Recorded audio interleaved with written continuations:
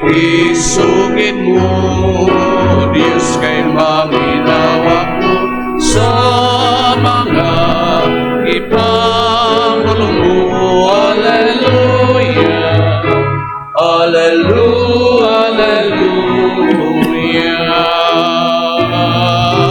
Hallelujah, Hallelujah, Hallelujah.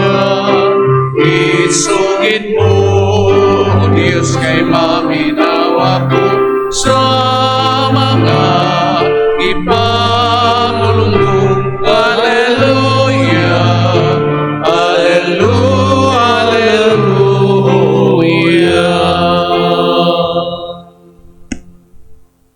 Ang Ginoo malaa kaninyo. Manausab kanimo. Kinutlo gikan sa Ebanghelyo sumala ni San Mateo. Himayaon ikaw, o Ginoo.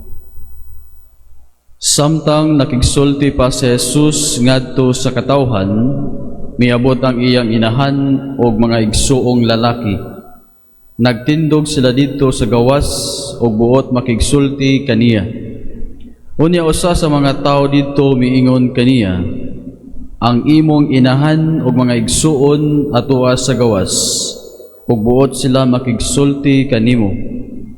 Si Jesus mitubag, kinsa man ang akong inahan, kinsa man ang akong mga igsuon.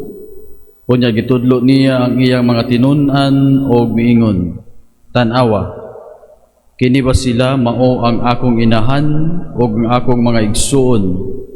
Kay ang nagbuhat sa gisugo sa akong amahan nga atoa sa langit, mao ang akong inahan ug mga igsuon. Ang Ebanghelyo sa Ginoo. Dayon ikaw, o Kristo.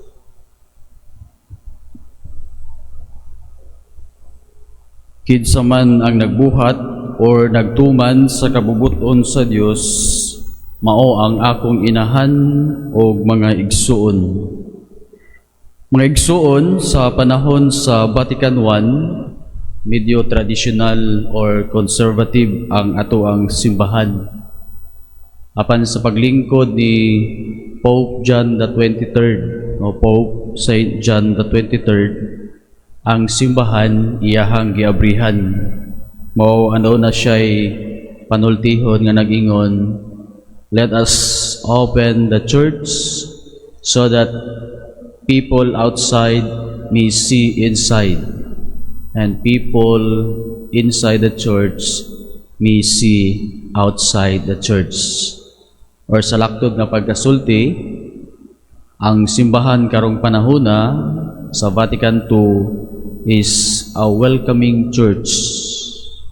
Kung kinsa man kadtong musulod sa balay alampuanan sa Ginoo, matawag nga pamilya or spiritual family sa atong Ginoo. It's a welcoming church. Sa atong Ebanghelyo, usa sa mga disipulo ni Kristo nangutana, ang imuhang inahan og mga igsuon nangita nimo.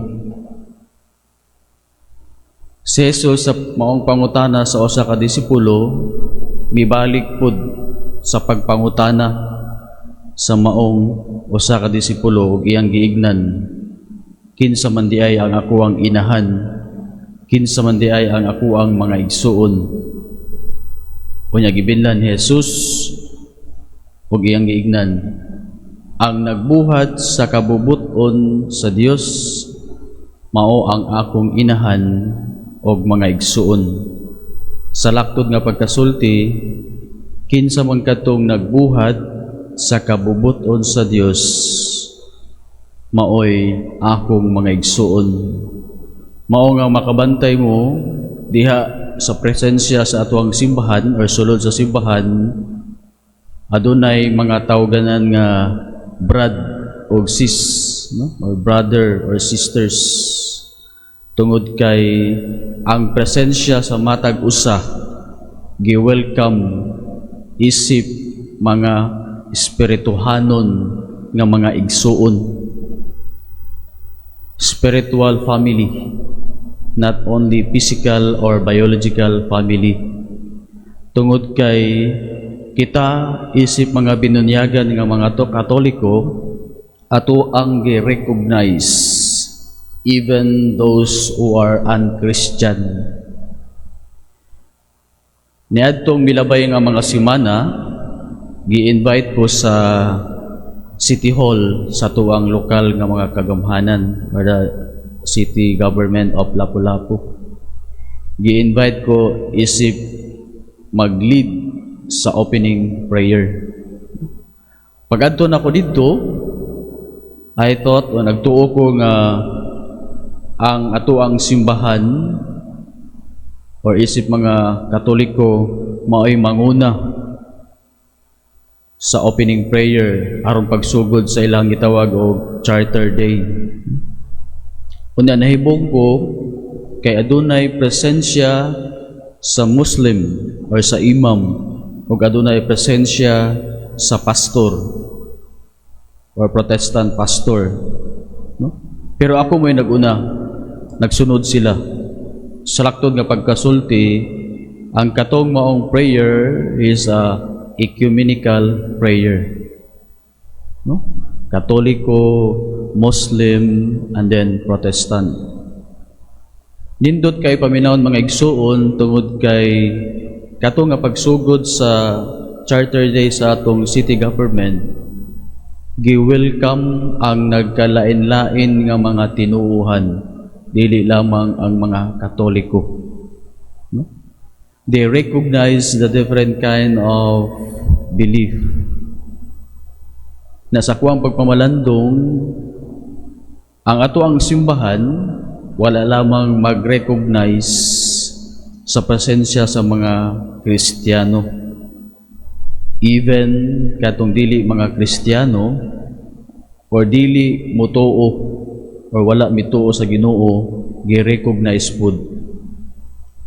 Kay kung makabantay ta, panahon sa mga kalamidad, panahon sa mga sakuna, ang simbahan or labi na ang atuang parokya o ang National Shrine sa Birhen sa Regla mag-apod-apod o manghatag og mga relief goods. Unya ang ato ang hatagan dili lamang katong mga igsuon nga mga Katoliko. Apil na katong dili or katong wala na abot sa ato ang pagtuo.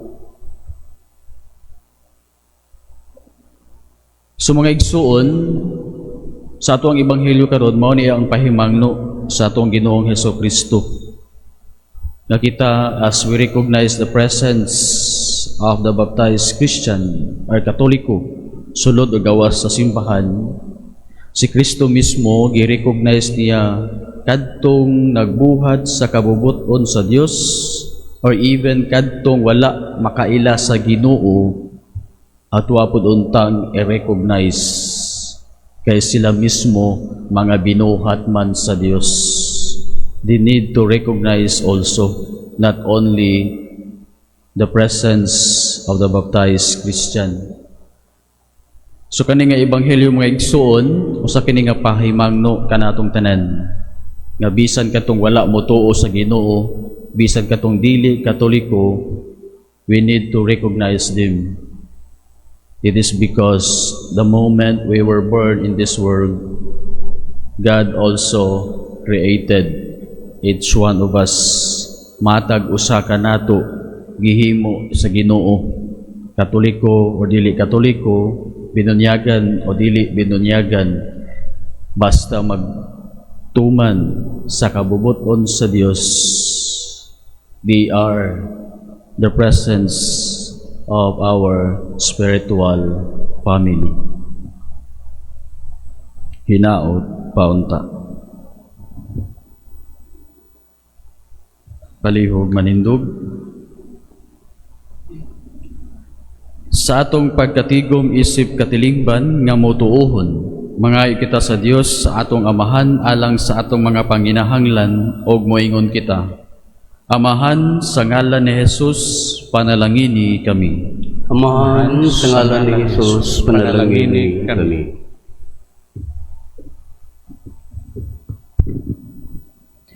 Nga ang simbahan mamahimong tinuod nga pamilya nga nagmaunungon sa kabubuton sa amahan o sa mga pagpanudlo ni Kristo. Mag-ampo kita sa Ginoo. Amahan, sa ngalan ni Jesus, panalangini kami. Nga ang mga nangulo sa gobyerno dili unta mapakanaog og mga balaod nga magbugnag mga programa nga sukwahi sa atong pagtuo o sa pagpuyog matarong nga kinabuhi. Mag-ampo kita sa Ginoo. Amahan, sa ngalan ni Jesus, panalangini kami.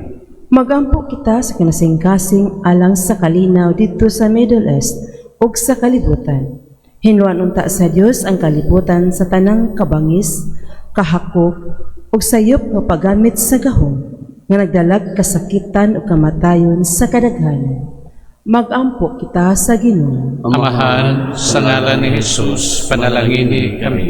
Magampo kita nga ang mga nasud maninguha unta padulong sa masamputong pagwagtang sa mga hinagiban sa pakigsangka, ilabi na ang kahimanang nuklear, ug nga ang mga pangulo sa kalibutan mupili unta sa dalan sa dialogo ug diplomasiya ug dili ang kabangis. Mag-ampo kita sa Ginoo. Amahan, sa ngalan ni Jesus, panalangini kami. Mag-ampo kita alang niadtong mga nag-antos tungod sa hampak sa gubat, nga ang kalinaw sa labing madali, mapadangat na unta kanila, o nga ang tanang katawhan, magpuyo diha sa mahusayng kahimtang o kagawasan. Mag-ampo kita sa Ginoo. Amahan, sa ngalan ni Jesus, panalangini kami. Nga ang mga kabanayan mamahimong matuod, nga managsuon, pinaagi sa ilang gugma alang sa usag-usa, sumala sa gimbutan ni Jesus. Mag-ampo kita sa Ginoo. Amahan, sa ngalan ni Jesus, panalangini kami. Nga magpakabana kita alang kanila, nga nanag-antos sa mga balatian, sa ingon, mapagaan ang ilang gipasan, ug matabangan, aron padayon silang musalig sa Dios. Mag-ampo kita sa Ginoo. Amahan, sa ngalan ni Jesus, panalangini kami. Nga imutang isipon nga takos ang apostolanon alang kanamo, nga handang Teofilo Kamomot Obispo, o Joel Chevalier, pare, mabayo na ngadto sa altar sa mga santos. Mag-ampo kita sa Ginoo. Amahan, sa ngalan ni Jesus, panalangini kami. Nga ang mga matuuhon nga mihalin na, makadangat sa ilang tunhayng puloy-anan. Mag-ampo kita sa Ginoo. Amahan, sa ngalan ni Jesus, panalangini kami. Mahigugmaong Amahan, tabangi kami aron mamahimong imong maunungong mga anak nga masinugtanon sa imong balaang kabubuton.